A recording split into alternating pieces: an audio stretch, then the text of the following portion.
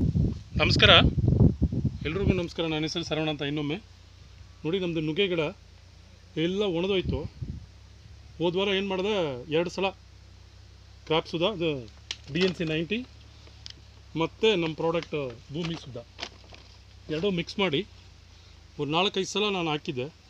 ಈಗ ನೋಡಿ ಫ್ರೆಂಡ್ಸ್, ಹೆಂಗೆ ಬಂದಿದೆ ನೋಡಿ. ಎಲ್ಲ ಕಿತ್ತು ಹಾಕೋಣ ಅಂತ ಇದ್ದೆ, ನೋಡಿ ಹೆಂಗೆ ಬಂದಿದೆ ನೋಡಿ ಸಿಗರು ಎಲ್ಲ. ಈಗ ನೋಡಿ ಎಲ್ಲ ಒಣದೋಗಿರೋದು, ಸತ್ತೋಗಿರೋದು ಈಗ ಬರ್ತಾಯಿದೆ ನೋಡಿ.